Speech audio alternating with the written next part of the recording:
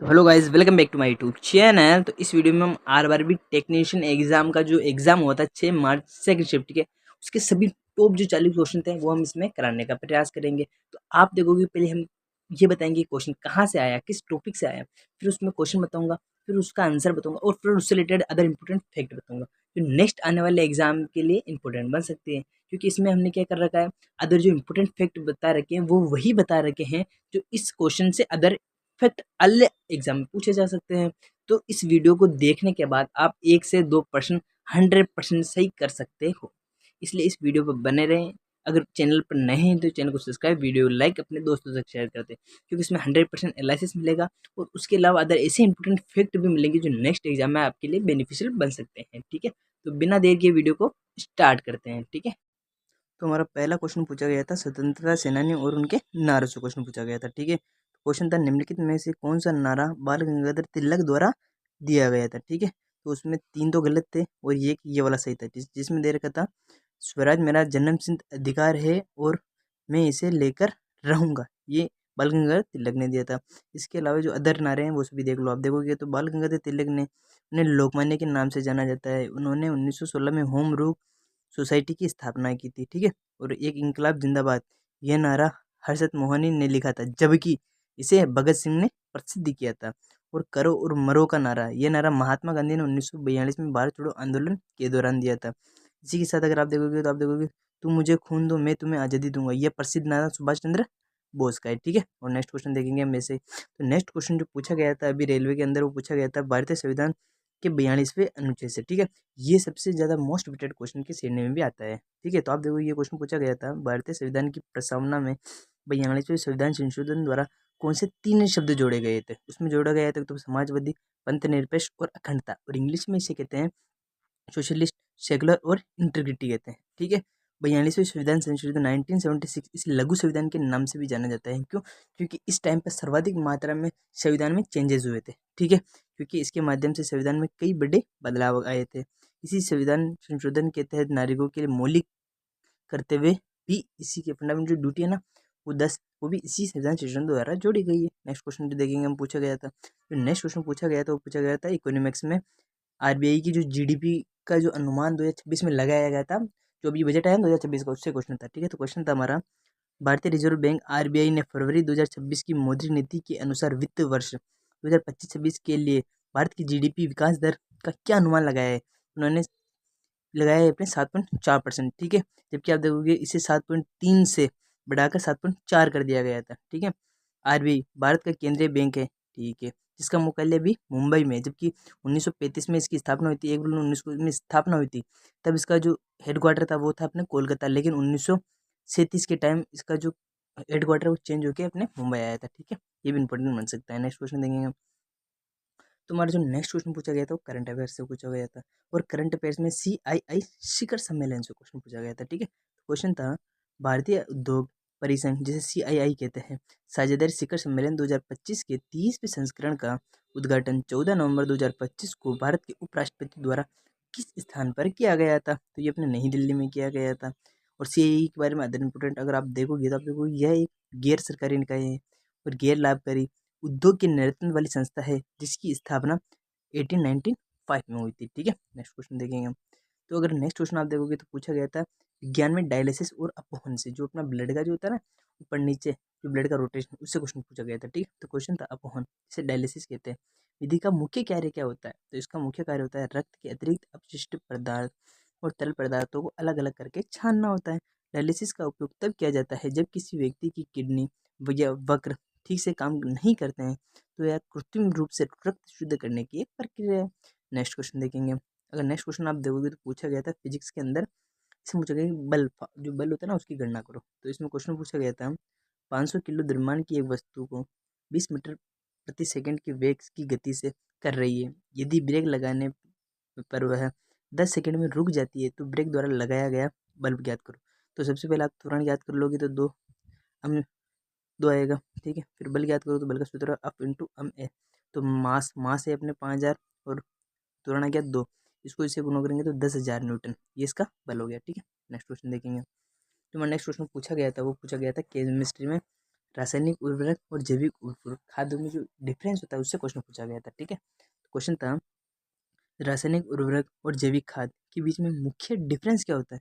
तो आप देखोगे कि उर्वरक अकार्बनिक लवण होते हैं, जबकि खाद पौधे और पशु अपशिष्ट पदार्थों के प्राकृतिक स्थानों से बनते हैं। जैसे आपने देखा नहीं होगा कि जो केंचुए होते हैं, इसके अलावा जो गाय का मलवा होता है, भैंस का मलवा होता है, जो गोबर होता है ना, उसको एकत्रित करके जो प्राकृतिक रूप से बनाया जाता है उसे जैविक खाद कहते हैं। और जबकि जो वाइट वाइट नहीं होता है, पौधों में डाला जाता है उर्वरक, जिसे अपन कहते हैं यूरिया खाद, वो अकार्बनिक लवण होता है। ठीक है, इसके अंदर आप देखोगे हुमस खाद मिट्टी को प्रचुर मात्रा में हुमस प्रदान करता है, जिससे मिट्टी की जल धारण क्षमता बढ़ती है। और उर्वरक हुमस प्रदान नहीं करते हैं, उर्वरक नहीं करते हैं, क्योंकि वो यूरिया में होते हैं।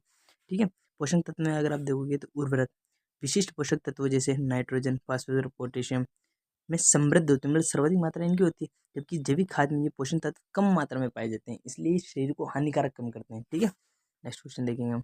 नेक्स्ट क्वेश्चन पूछा गया था हमारे ह्यूमन डेवलपमेंट इंडेक्स से पूछा गया था। ठीक है, जिसे हिंदी में कहते हैं मानव विकास सूचकांक कहते हैं। मानव विकास सूचकांक HDI की गणना निम्नलिखित में से किस में शामिल नहीं किया जाता है। तो इसमें तीन तो ऐसी थी जो शामिल किया जाता है कि इसके अंदर कौन कौन से मात्राओं को, मतलब किसके आधार पर ये किया जाता है। तीन में तो इसमें सेम था, लेकिन ये एक अलग था। तो इसमें जो सामाजिक और धार्मिक समानता, ये इसमें अलग था। ठीक है, अगर इंपोर्टेंट और फैक्ट देखोगे आप देखोगे HDI के मुख्य तीन आयाम होते हैं। तीन आयाम दे रखे थे और ये गलत आयाम दे रखा था। ठीक है, तो आप देखोगे जीवन प्रत्याशिता, इसमें स्वास्थ्य हो गया, और स्कूली शिक्षा के औसत वर्ष 7 वर्ष से प्लस लड़कियों को इसी श्रेणी में लिया जाता है। और प्रति व्यक्ति सकल राष्ट्रीय आय की जीवन स्तर को, इन तीनों को मिलाकर ह्यूमन डेवलपमेंट इंडेक्स तैयार की जाती है, जिसमें सामाजिक और धार्मिक समानता को शामिल नहीं किया जाता है। इसे 1919 अर्थशास्त्री महबूबुल हक और अमर्त्य सेन द्वारा विकसित किया गया था। ठीक है, नेक्स्ट क्वेश्चन देखेंगे हम। जो नेक्स्ट क्वेश्चन पूछा गया था वो बजट के पृथक्करण से क्वेश्चन पूछा गया था। क्वेश्चन था निम्नलिखित में से किस अधिनियम के माध्यम से पहली बार केंद्रीय और प्रांतीय बजट को अलग किया गया था। तो ये अपने भारत सरकार अधिनियम 1919 के तहत किया गया था। इसके और इम्पोर्टेंट फैक्ट देखोगे तो इसे मोंटेग्यू चेम्सफोर्ड रिफॉर्म के नाम से जाना जाता है। इसी अधिनियम द्वारा प्रांतों में द्वितीय शासन की प्रणाली भी स्टार्ट की गई थी। ठीक है, नेक्स्ट क्वेश्चन देखेंगे। तो नेक्स्ट क्वेश्चन पूछा गया था हमारे साइंस में प्रजनन की विधि मुकुलन से क्वेश्चन पूछा गया था। ठीक है, इंग्लिश में इसे बडिंग कहते हैं। प्रश्न था हमारा निम्नलिखित में से किस जीव में प्रजनन मुकुलन विधि द्वारा नहीं होता है। सभी में मुकुलन विधि द्वारा होता है, केवल एक अमीबा है इसमें नहीं होता, यह अपवाद है, इसलिए ये आंसर है। अमीबा में प्रजनन द्विखंडन द्वारा होता है। हाइड्रा और यीस्ट मुकुलन के सबसे सामान्य उदाहरण है। यहाँ शरीर पर एक छोटा सा उभरा या बड़ा बनता है, बाद में अलग होकर एक नया जीव बन जाता है। ठीक है, नेक्स्ट क्वेश्चन देखेंगे। तो नेक्स्ट क्वेश्चन अगर आप देखोगे तो क्वेश्चन पूछा गया था दृश्य प्रकाश स्पेक्ट्रम से। ठीक है, जिसे विबिग्योर के नाम से जाना जाता है। क्वेश्चन था हमारा दृश्य प्रकाश स्पेक्ट्रम जिसे विबिग्योर कहते हैं के संदर्भ में निम्नलिखित में से कौन सा कथन सही है। तो इसमें से सभी तो गलत दे रखे थे, उसमें जो सही कथन दे रखा था वो दे रखा था किसी पारदर्शी माध्यम जैसे कांच में लाल प्रकाश की गति बैंगनी से अधिक होती है। ठीक है, आप देखोगे तो विबिग्योर सबसे ज्यादा जो तरंग दे रही है वो किसकी होती है, रेड की होती है। इसलिए कभी भी आपने देखा होगा कि जो रेलवे स्टेशन या कहीं पर भी दुर्घटना के जो सिग्नल होते हैं हमेशा लाल बनाए जाते हैं, क्योंकि उनकी तरंगदैर्घ्य ज़्यादा होती है, वॉयलेट की सबसे कम होती है, इसलिए कभी भी इनको वहाँ नहीं लगाया जाता है। ठीक है, ये याद रख सकते हो हम। और इम्पोर्टेंट फैक्ट अगर आप देखोगे तो लाल प्रकाश की जो तरंगदैर्घ्य होती है वो सबसे अधिक होती है, जबकि जो बैंगनी उसकी सबसे कम होती है। बिग और रेड सबसे ज़्यादा, बिग और वायलेट सबसे कम होती है। निर्वात में सभी रंगों की गति जो होती है ना वो हमेशा समान मात्रा में होती है। क्यों? क्योंकि जो उनका विचलन है वो नहीं हो पाता है। अगर विचलन ही नहीं हो पाएगा तो सबकी समान मात्रा में होगी। ठीक है, नेक्स्ट क्वेश्चन देखेंगे। तो नेक्स्ट क्वेश्चन पूछा गया था हमारे उदासीनीकरण से, जो विकिरा होती है ना उससे क्वेश्चन पूछा गया था। ठीक है, तो क्वेश्चन पूछा था हमारा निम्नलिखित में से किसे जल में घोलने पर प्राप्त विलयन हाइड्रोक्लोरिक अम्ल HCl के साथ उदासीकरण अभिक्रिया करेगा। तो वो अपने करेगा सोडियम हाइड्रोक्साइड करेगा। ठीक है, NOH। ठीक है, आप देखोगे तो उदासीकरण तब होता है जब एक अम्ल और एक क्षार मिलकर लवण और जल बनाते हैं। जैसे आप देखो HCl में अगर NaOH मिल गया, ठीक है, तो वो एक तो NaCl नमक नहीं बनाएगा और एक H2O पानी को बाहर निकाल देगा। ठीक है, नेक्स्ट क्वेश्चन देखोगे आप। अगर नेक्स्ट क्वेश्चन जो पूछा गया था वो पूछा गया था विद्युत धारा की आवर्ती जो फ्रीक्वेंसी होती है उससे क्वेश्चन था हमारा। ठीक है, ये फिजिक्स का क्वेश्चन है। ठीक है, इसमें जो क्वेश्चन पूछा गया था यदि किसी विद्युत धारा की आवृत्ति 50 हर्ट्ज है तो 1 मिनट में पूर्ण होने वाले चक्रों की कुल संख्या कितनी होगी। तो ये इसका जो आंसर था वो 3000 चक्र था। क्यों? क्योंकि इसमें 50 हर्ट्ज का अर्थ होता है 50 चक्र की प्रति सेकंड वाली गति। 1 मिनट में कितना होता है? 60 सेकंड होता है। तो कुल चक्र देख लो आप, 50 × 60 कितने हो? 56 × 30 3000 चक्र हो गए। ठीक है, नेक्स्ट क्वेश्चन देखेंगे। तो नेक्स्ट क्वेश्चन पूछा गया था, वो पूछा गया था विद्युत धारा की गणना करो। ये भी अपने फिजिक्स का क्वेश्चन था। ठीक है, तो इसमें क्वेश्चन था हमारा, यदि एक विद्युत उपकरण की रेटिंग 110 वाट और 1200 वाट वाट और वाट है तो प्रवाहित होने वाली धारा की मात्रा का मान ज्ञात करो। तो इसका जो आंसर था 10.91 के लमसम था, क्योंकि आप देखो शक्ति का जो सूत्र होता है P बराबर V इंटू आई होता है। अगर आप देखोगे तो इसको, अगर आई को यहाँ इसे लेंगे तो P बटे हुआ V हो गया। अब आप काटोगे तो आप देखोगे जो ये गलती से मैंने 1200 ऊपर आएगा, 1200 इससे काटोगे आप लगभग 10.991 के लमसम आएगा। ठीक है, नेक्स्ट क्वेश्चन देखेंगे। तुम्हारा नेक्स्ट क्वेश्चन पूछा गया था, वो पूछा गया था विरंजक चूर्ण से। ठीक है, इसे इंग्लिश में ब्लीचिंग पाउडर के नाम से जाना जाता है।